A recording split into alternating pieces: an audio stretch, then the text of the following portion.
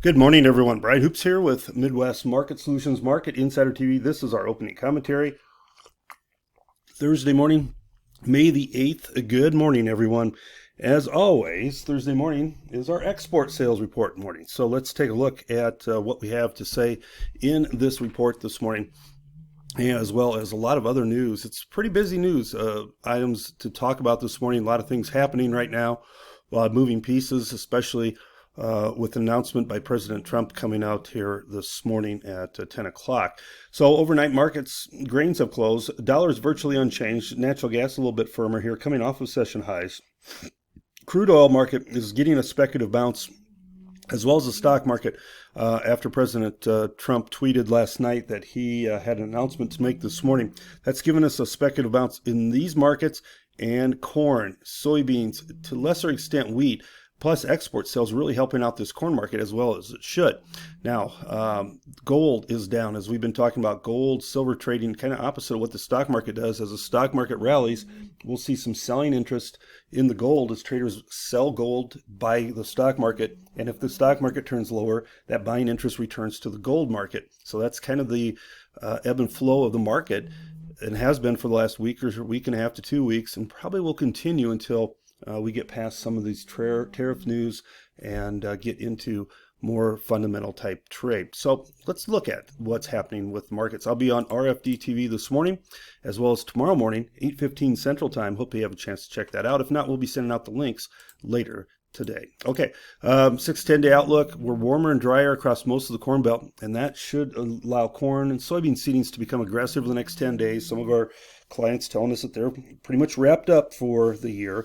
Rains are falling this week, and yesterday was a good case of Oklahoma and Kansas getting rains. But next week looks a little bit drier, and we could see some 80s, 90s even, and that could stress out this wheat crop.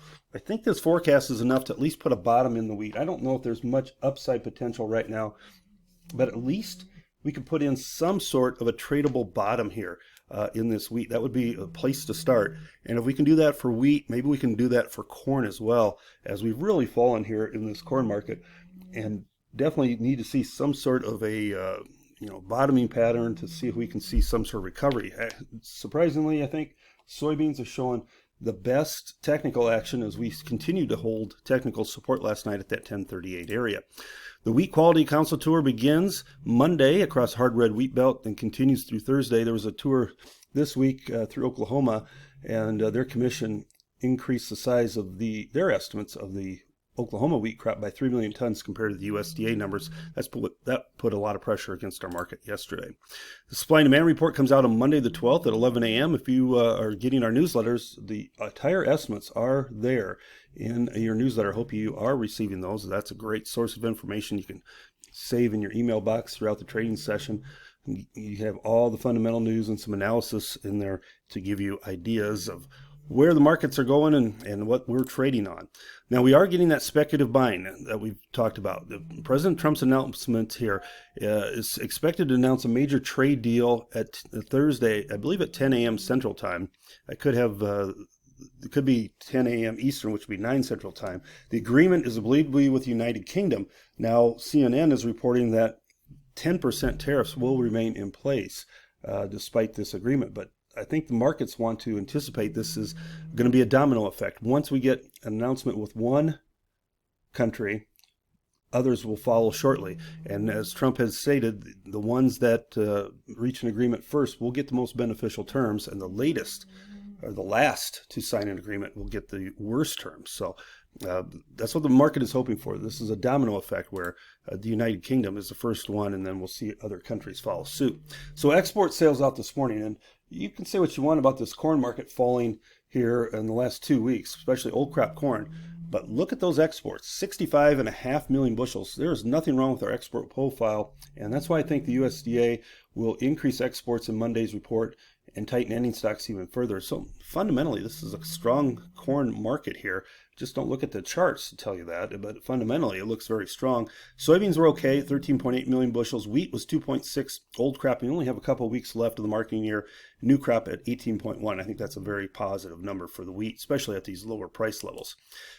Beef sales were only 7.6 million tons and shipments 15.1. That's a disappointment, but look at this. China canceled 5,500 previous U.S. beef purchases. That's certainly negative for the cattle market. We'll start to lose a little bit of our export business. Of course, we saw that with Mexico, or with China canceling pork purchases a couple weeks ago. We've had a big rebound last week. We're down from last week's numbers. It's 24. These are not bad numbers for pork, but we need to be higher than that if we're going to reach the USDA forecast and keep our prices at these levels. But I'd say overall the beef and pork sales are disappointing. Cash cattle trade, we saw a little bit on Wednesday. 219, that's $1 higher than the previous week. On Tuesday, we saw 218 to 220, so this cash trade in the South right in line with that numbers. And cutouts were higher again last night. So looked like yesterday was just a little bit of a profit taking. You could see a $5-6 pullback on profit taking alone in the cattle market. That would not surprise anyone, I don't think. At some point it'll happen. Just the question is, we don't know when. We didn't make new highs on Wednesday. We didn't take out Tuesday's highs, and that set off that round of profit taking. So watch your daily intraday charts. That'll maybe give you a clue of the profit taking that's starting to develop. Have a good day. Good luck. Good trading. As always, reach out to us. We'd be glad to talk markets with you. This has been Brian Hoops. Have a great day, and we'll talk to you after the close.